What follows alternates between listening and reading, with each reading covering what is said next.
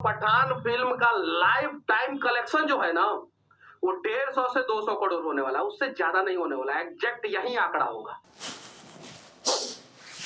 सुना, चाहे तो ये आदमी निहायत ही बकलोल है या पूरे दुनिया को बकलोल समझता है। अब बताइए ना कि जिस मूवी का ये बात कर रहा है कि टोटल ये ज्यादा से ज्यादा कितना कमाएगा, 200-300 करोड़।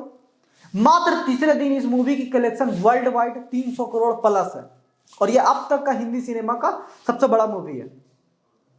लेकिन छोड़िए सिनेमा का, हम बात ही क्यों कर रहे हैं, भाड़ में गया सिनेमा। जिसको लेकर ये बोल रहा है कि ये गुटखा बेच रहा है और गुटखा छाप का मैं मूवी देखूंगा क्या, ठीक बात है, बहुत लॉजिकल लग रहा है, सुन के बहुत बढ़िया लग रहा है। लेकिन क्या शाहरुख खान की सिर्फ मूवी है पठान? उसमें और कई सारे एक्टर हैं, क्या उसके लिए इस मूवी को नहीं देखना चाहिए या नहीं बननी चाहिए ऐसी मूवी? एक एक्टर का एक मूवी में कितना रोल होता है, पूरे मूवी प्रोडक्शन में, बनाने में, एक्टिंग, बाकी सारे उसके प्रोडक्शन, म्यूजिक, गाने, को एक्टर, वो सब कहां गए?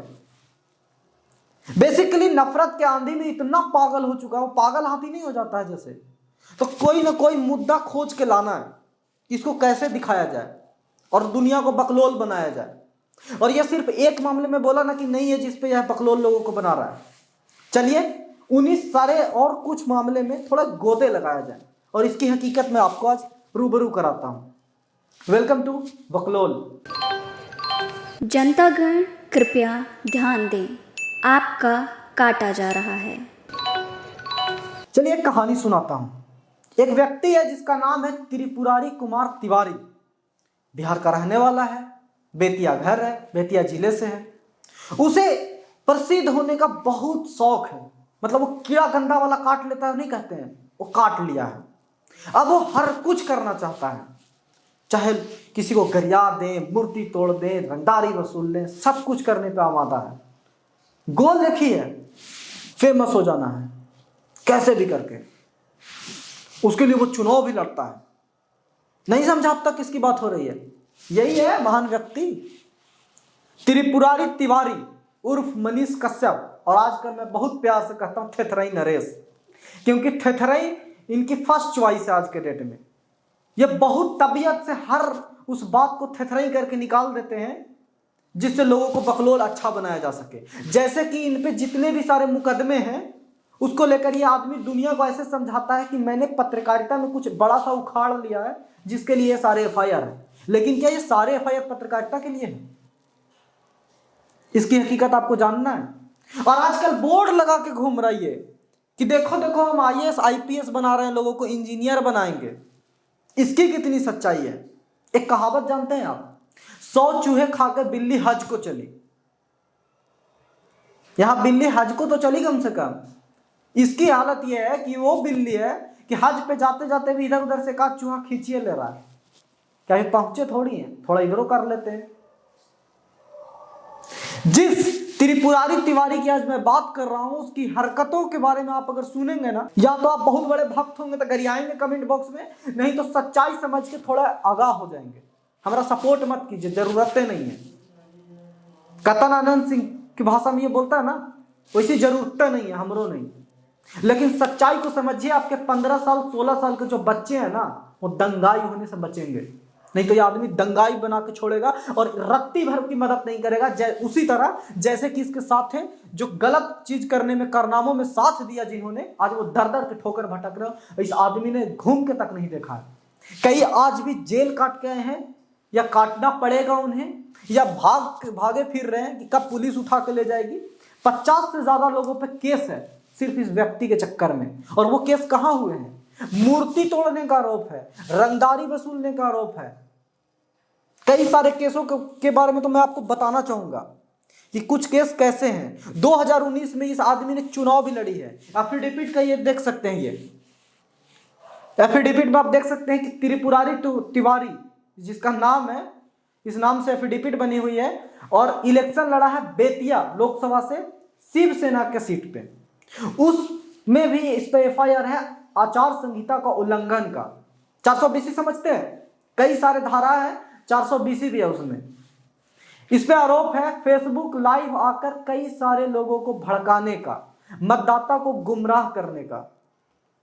एक पत्रकार जानते हैं क्या करता है? मतदाता को आगाह करता है। लेकिन एक व्यक्ति है जो मतदाता को गुमराह किया है। ये फेसबुक लाइव आकर धार्मिक भावनाओं पर नफरत फैलाता था। और ये एक बार नहीं, ये कश्मीर से लेकर पटना तक हर जगह कर चुका है। ये आज भी वही करता है, बस तरीका बदल गया है। जैसे कोई रोड पे गुंडाई कर रहा है और कोई बाबा कंठी माला पहन के गुंडाई कर रहा है, वैसे ही ये माइक उठा के गुंडाई कर रहे हैं। ये सच्चाई है इनकी। एक 2020 का एक एफआईआर है जिसमें भाजपा, बड़े इंटरेस्टिंग है अभी, भाजपा प्रत्याशी ने, उमाकांत सिंह नाम है, इस पर एफआईआर दर्ज कराई है। उसने आरोप लगाया है, क्या आरोप क्या थे कि रंगदारी, 5 लाख रुपए की रंगदारी वसूलने का आरोप है और कट्टा लहराते हुए मनीष कश्यप वहां पे आया था। मैं आपको केस पढ़ के थोड़ा विवरण सुनाता हूं, आप सुनिए, पैसेंस रखिए। महाशय, निवेदक पूर्वक कहना चाहता हूं कि मैं उमाकांत सिंह, पिता स्वर्गीय अनिरुद्ध सिंह, ग्राम सिंघा छापर, पोस्ट गोमौली, थाना बेतिया, मैं जरूरी कार्यवश लोहरिया से पारस पकड़ी रोड पे चनायन बांध के समीप आ रहा था। तब तक मनीष कश्यप उर्फ त्रिपुरारी तिवारी, पिता उदित तिवारी उर्फ मुन्ना तिवारी, ग्राम महलवा, एवं मीकू सिंह उर्फ विवेक शाही, पिता, और सारे कई नाम है इसमें। नामजद एफआईआर बहुत सारे पर किया गया है। उसके आगे का मैं मैटर पढ़ता हूं जिसमें कहा गया है कि ये सारे लोग 4 चक्का गाड़ी से आए जिसका नंबर था BR2AP8902 एवं गाड़ी संख्या BR22P1658 स्कॉर्पियो से आए। आते ही उसके साथ अन्य 4-5 की संख्या में गाड़ी था। अंधेरा होने के चलते बाकी गाड़ी दिखाई नहीं दिया। 2 गाड़ी मुख्य तरफ से नाम दिए गए इसमें। सभी लोग एवं मनीष कश्यप उर्फ त्रिपुरारी तिवारी पिस्टल बंदूक लहराते हुए जान से मारने की धमकी दिया, 5 लाख रुपए की रंगदारी मांगी एवं उनके साथ आए समर्थक मोबाइल छीन लिया, जिसका मोबाइल नंबर समथिंग है। इस नंबर पर कोई गतिविधि होती है तो इसका मनीष कश्यप जिम्मेवार होगा। और इसमें कई सारे धाराएं लगाए गए हैं। धारा मैं कुछ पढ़ के सुनाता हूँ। केस नंबर 737/20 है, 2020 का ये कांड है। इसमें 307, समझते हैं 307 अटेम्प्ट टू मर्डर होता है, 427, 387, 379, 323 फोन स्नैचिंग से लेकर सब कुछ एफआईआर में दर्ज है। कई सारे धाराएं हैं। ये पत्रकारिता करने के लिए लगा था क्या? इसने पता है प्रसिद्ध होने के लिए मूर्ति तोड़ दी और उस मूर्ति कांड में 3 लोगों से एफआईआर दर्ज हुआ। वो भी बड़ी इंटरेस्टिंग है। जिस व्यक्ति पे दर्ज हुआ उसका भी उससे हमारी बातचीत हुई है। वो आदमी कहता है कि हमने तोड़ा है, हमने गलती किया, आज इसका पछतावा है। लेकिन वो नामजद नहीं था वो एफआईआर पहले, लेकिन बाद में इसने प्रसिद्ध होने के लिए बस लाइव आकर फोन करके एसपी को गरियाया, जिसके बाद नामजद कर दिया गया एफआईआर। आज के डेट में ये भाई साहब के पास बहुत पैसा है जिससे ये अपने केस लड़ सकते हैं, गलमोची बांध के डेट पे पहुंच सकते हैं, बाहर रह सकते हैं पैसों की बदौलत। लेकिन वो सारे लोग दर दर के ठोकरे खा रहे हैं, उनके घर वाले परेशान हैं और बहुतों का बुरा हाल है और उसे कोई भी मदद ये आदमी नहीं कर रहा है। ये हाल करवाना चाहते हैं क्या अपने बच्चों को? आप अगर करवाना चाहते हैं तो बहुत मुबारक है। आपके 15 साल, 16 साल, 17 साल के जो बच्चे हैं ना, टीनेजर, जिन्हें अभी दुनिया देखनी है, वो किसी दिन कोई इसी तरह की गलत हरकत इस आदमी के बहकावे में करेंगे। या ऐसे सारे लोग, जब मैं इस आदमी की बात कर रहा हूं तो ऐसे सारे लोग जो धार्मिक भावना को लेकर लोगों को उकसा रहे हैं। और इस भाई साहब ने तो हद ही कर दी, मीडिया का माइक लेकर रोज उकसा रहा है। खुद को ब्रांड एम्बेसडर कहता है। किस चीज का ब्रांड एम्बेसडर? कौन बनाया brand ambassador? Sun of Bihar भी खुद ही से। सन ऑफ बिहार जानते हैं किसको कहा जाता है? Son of Bihar doctor Rajendra Prasad को मुख्य तौर पे कहा जाता है, जिन्होंने संविधान बनाया। एक ने संविधान बनाया, एक को संविधान से घंटा फर्क नहीं पड़ता है। चाहे लव मैरिज को लेकर हो, लव मैरिज को लेकर या फिर अंतर जातीय अंतर धर्मीय विवाह को लेकर सरकार, केंद्र सरकार, राज्य सरकार इतना प्रोत्साहन देती है, लेकिन इसी भाई साहब ने नफरत फैलाना शुरू कर दिया इस मुद्दे को लेकर।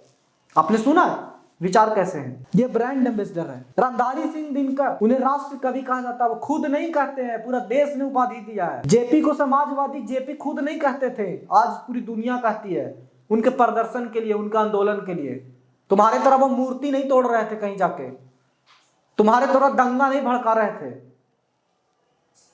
आज के डेट में हर काम वो करता है। सोचिए कि चीज मैं ये कहता हूं, हालांकि जो जेपी यूनिवर्सिटी का कांड है उससे मैं कई तरह का अग्री करता हूं कि टाइट सवाल होने चाहिए, जाके होने चाहिए बीसी से, लेकिन कई बार हरकतें इसकी ऐसी होती है कि इसके चक्कर में और सारे लोग पे एफआईआर हो जाएंगे, इस पे हो जाएंगे, फर्क नहीं पड़ता। पर वो 10 गरीब घर के लड़कों पे एफआईआर अगर हो जाए, यूनिवर्सिटी प्रशासन कर दे इनके कारण, तो क्या ये बचा लेगा उनको? आपके बच्चे कल दंगाई बन जाएंगे, उसको रोक लेगा? और अगर आपको अब भी लगता है कि ये सिर्फ हवा हवाई में बातें हो रही है ना, तो मैं एक इंसिडेंट सुनाता हूं और इसकी पुष्टि आप कई लोग से करवा सकते हो। या ये रिपोर्टर निभा जो उस दिन हमारे साथ नवादा कांड कवर करने गई थी, उनसे भी मैं आपको पूछवा सकता हूं, या और लोकल रिपोर्टर जो वहां पे थे। क्योंकि जब नवादा कांड हुआ, ये तो अभी का एग्जाम्पल है जिससे आप रिलेट कर सकते हैं, उसके बारे में इसने कई सारे अफवाह अगले दिन से फैलाई। वहां पे विवाद इसका क्या हुआ था, ये जब वीडियो रिकॉर्ड कर रहा था तो वहां पे एक लड़का जो इसी का फैन है कोशिश किया कि फोटो खींच ले, इसने मोबाइल पे हाथ मार दी, वो भड़क गया। उसके बाद कहा सुनी, गाली गलौज हुई, वो सोशल मीडिया पे आपने देख चुका है, अभी भी देख सकते हैं आप, वो मौजूद है। उसके बाद ये अगले दिन आके क्या करता है, पता है कि हमारी क्या फॉल्ट है। उसके बाद अपने जितने भी चुटपुटिया साथी हैं इसके, जो मनीष कश्यप हाँ गइयो हाँ तब बकरियो हाँ कहने के लिए तैयार है आज के डेट में, वो खुद को पत्रकार कहते हैं, उसके सहारा लेकर इसने हर संभव कोशिश की कि उस लड़के को उस केस से जोड़ दिया जाए जिसमें आत्महत्या का उकसावा का आरोप होगा, या उसके जो कॉन्स्पिरेसी में जिनका लोग हाथ होगा उससे जोड़ दिया, जबकि उसका कोई लेना देना नहीं था। इस मुद्दा को जब हम वहां पे गए पता करने की कोशिश किया, क्योंकि वो लड़का को खोजा जाना तो चाहिए अगर वो केस में सच में है, और इस तरह की वो कोशिश किया कि मीडिया को रोकने की कोशिश की। तो हमने जब खोजने की वहां पे कोशिश की, वहां पे लोगों में कुछ, और स्पेशली जो यूथ था कुछ, हमें लगा कि भड़काने की कोशिश कर रहा है लोगों को, या फिर वो चाहता है कि हम इस खबर को करें ही ना। फिर हमने जब लोकल रिपोर्टर का वहां से सहयोग लिया तो उसके द्वारा पता चला कि कई लड़कों को यहां भड़काया है। ये शाम को ये बात की पुष्टि तब हुई जब ये लाइव आके कहता है कि कुछ मीडिया के लोग हमको खोज रहे थे वहां।